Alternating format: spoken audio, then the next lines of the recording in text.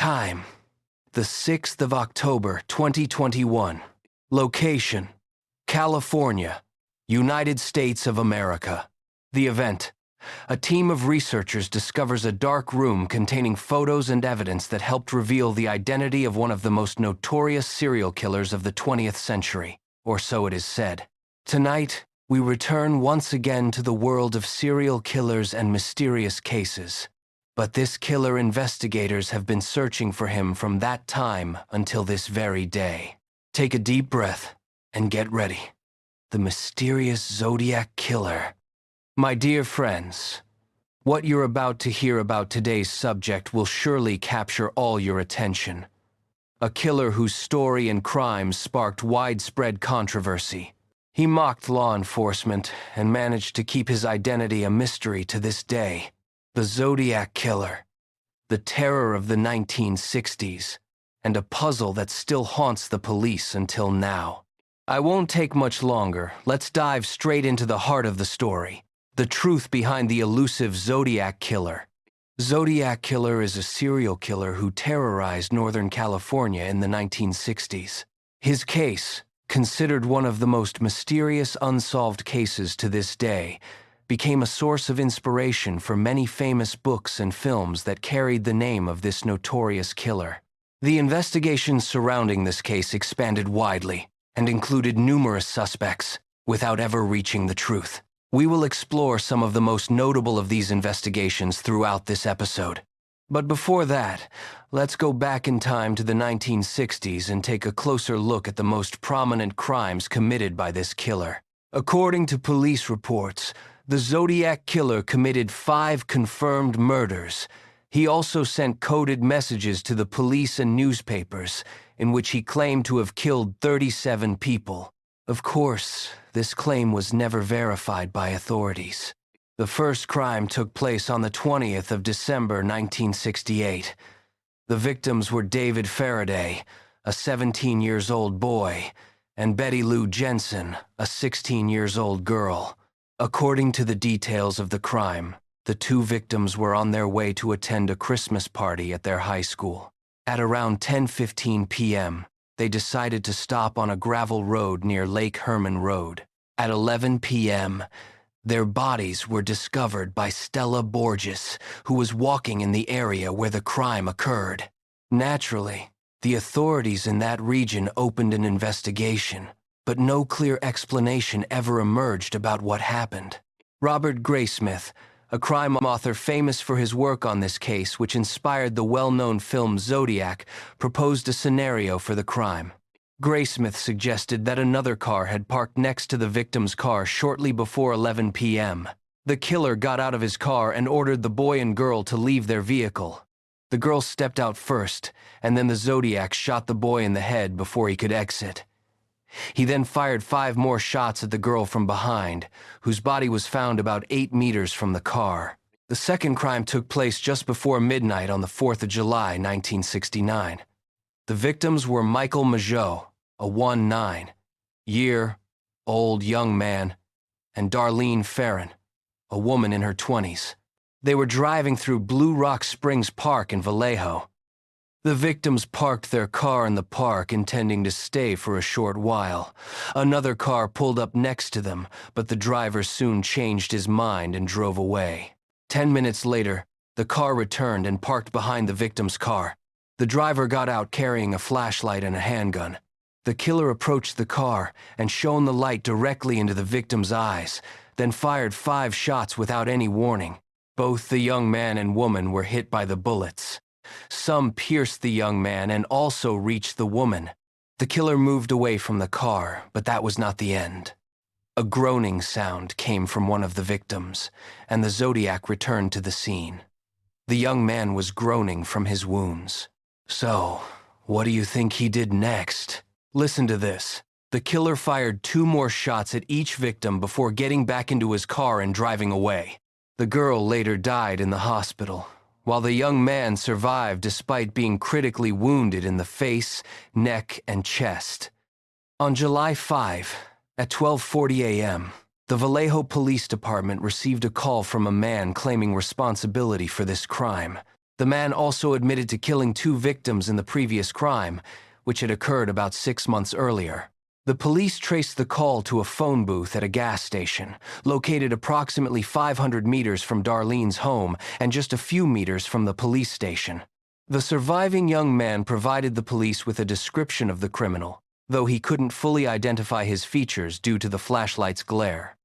On the 17th of September 1969, Brian Hartnell and Cecilia Shepard, students at Pacific Union College, were enjoying a picnic by the shore of Lake Berryessa when a white man, approximately 1.8 meters tall and weighing around 77 kilograms, approached them, according to one of the survivors, whom we will hear from in the course of this story. The man wore a shirt, a black hood, and glasses that heavily concealed his eyes. Around his neck, he carried a device displaying a circle with a cross inside. The man approached them, brandishing a handgun. At first, he claimed he was an escapee from the Bell Lodge prison in Montana, where he had allegedly killed a guard and stolen several cars before arriving at that location. He told the couple that he now needed their car and money to flee to Mexico. He brought some pieces of cloth and instructed the girl to tie up the young man before he tied her up as well.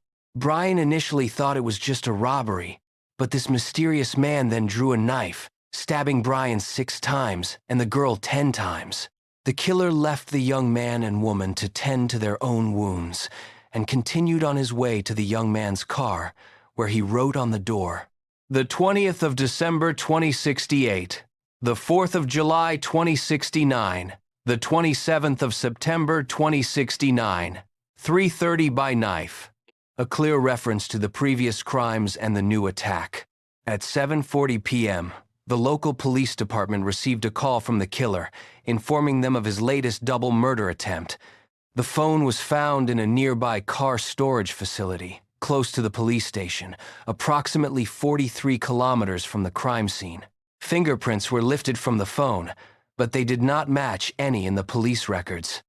Meanwhile, a man and his son who were fishing nearby heard screams and cries for help. They rushed toward the source of the sound, only to be shocked by the horrific scene of the victims. Authorities were immediately contacted. When the police arrived at the scene, Cecilia Shepard was still able to speak.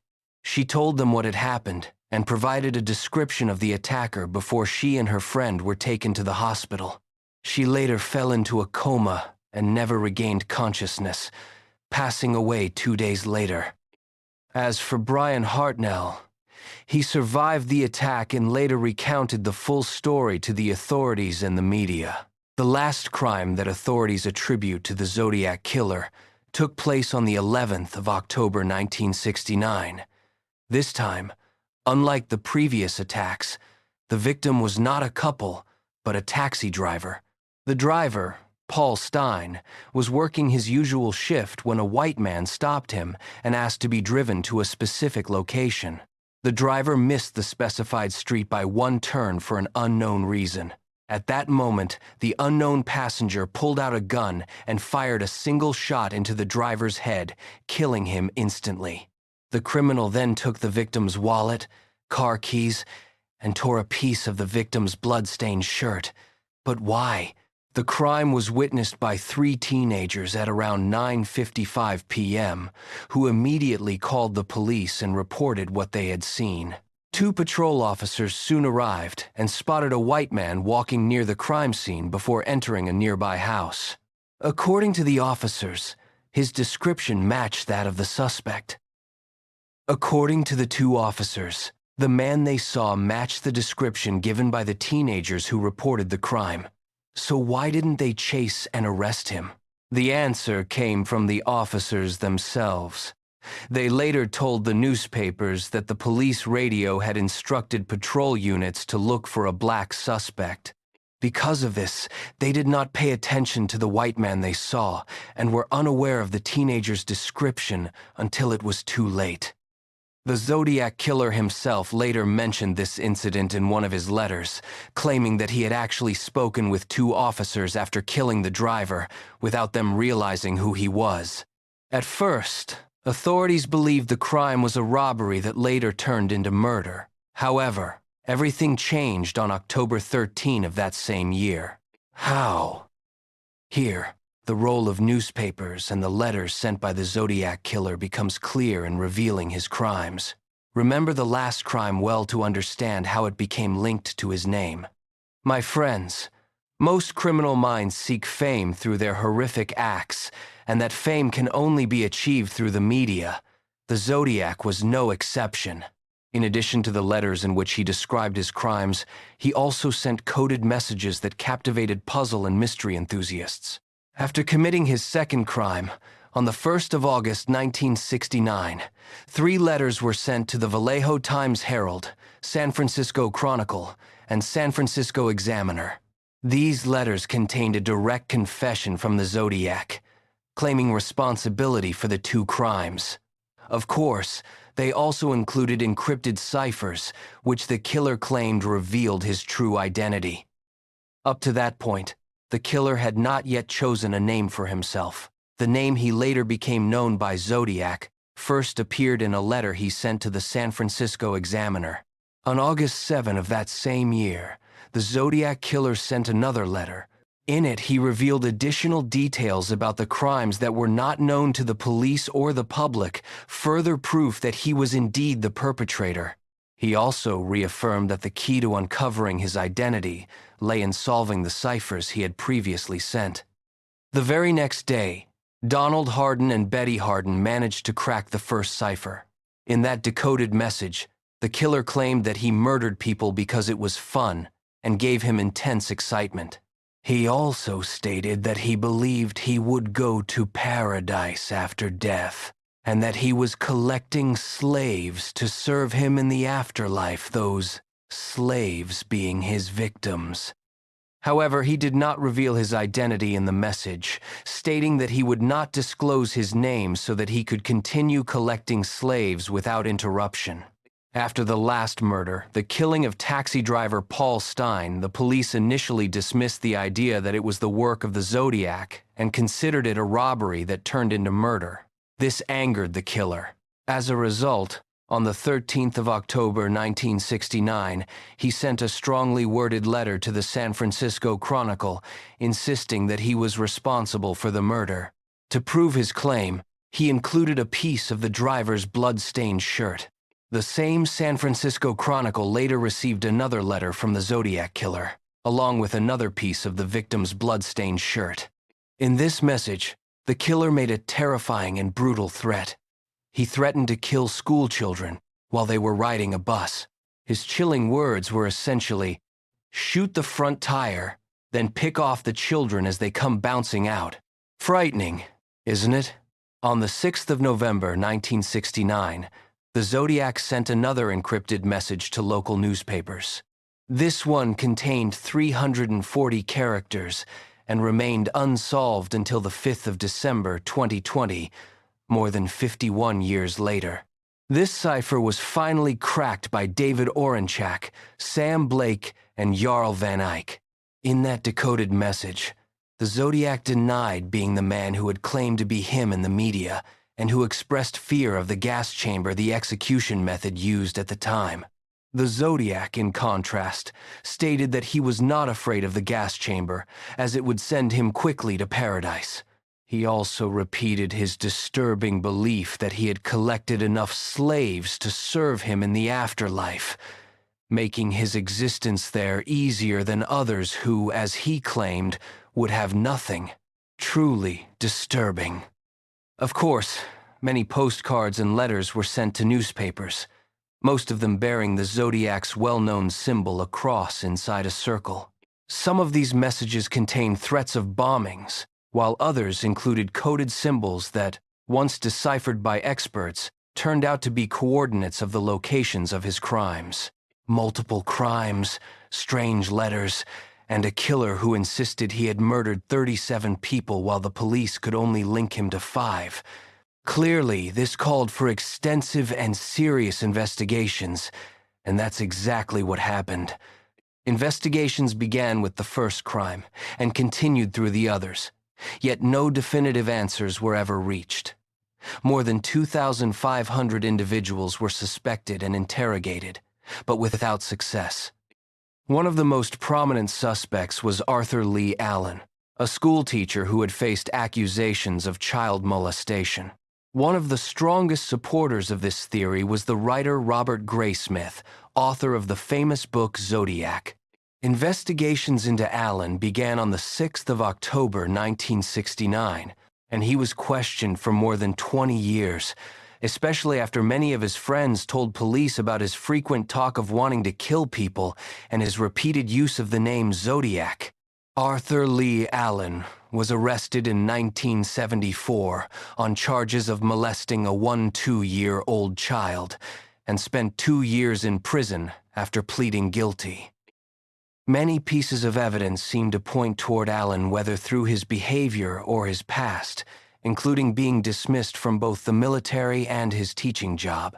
One of the most notable findings came during a 1991 search of his home, where police discovered a typewriter similar to the one used to produce some of the letters sent by the Zodiac Killer. There were other suspicious details as well.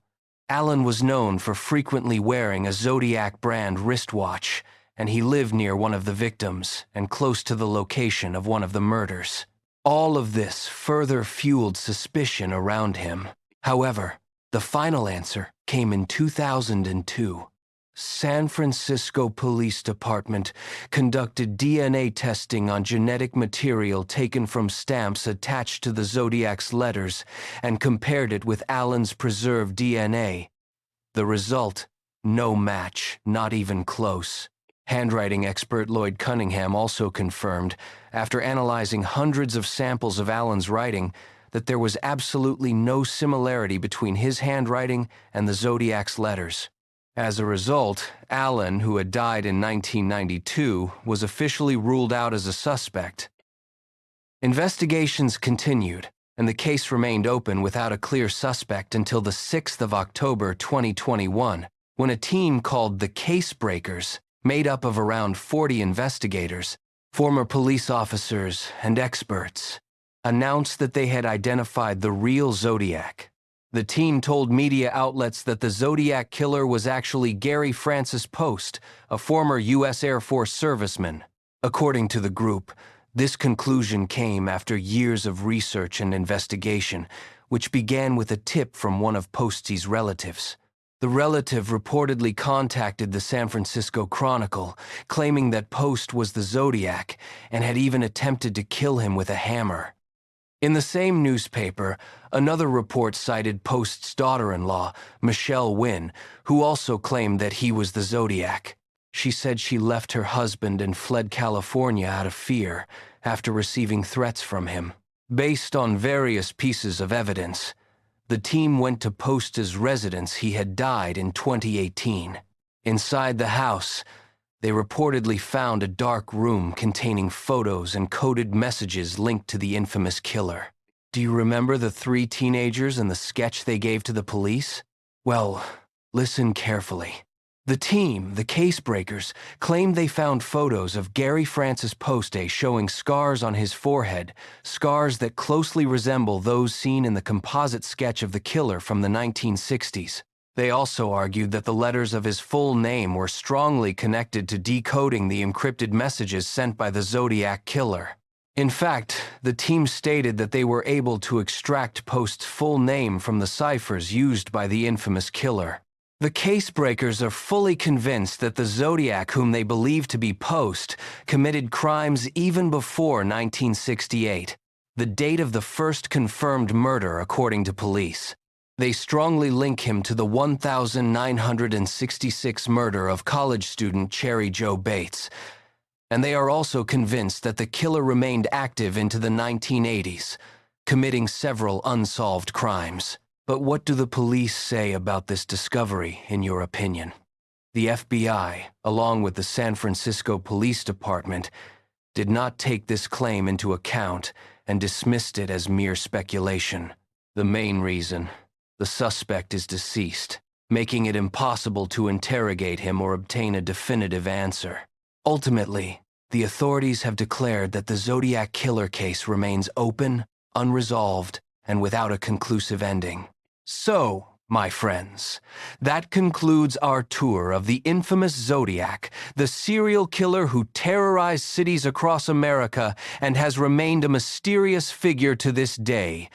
Much like other notorious criminals such as Jack the Ripper, D.B., Cooper, and others whose cases continue to raise questions. Now I'd love to hear your thoughts in the comments. After hearing about the investigations and theories, who do you think the Zodiac Killer really was? Was it the strange school teacher or the former soldier? Why did he commit these crimes? Are you convinced by his claim that his goal was revenge and collecting slaves to serve him in the afterlife? And is it plausible that a human mind, twisted by cruelty and criminality, could reach such levels of intelligence and cunning, leaving even the police helpless? Or is there another secret, some influence that kept these crimes unsolved? Most importantly, with all the advances in forensic science, psychology, and criminology, will researchers one day be able to decode the Zodiac ciphers and those of similar unknown killers? Or perhaps, will the truth behind some of today's most horrifying crimes, committed under political, religious, or clandestine cover, finally be revealed? So, was the Zodiac Killer ever truly identified? Or is the mystery still unsolved? What do you think? Let me know in the comments, and don't forget to subscribe.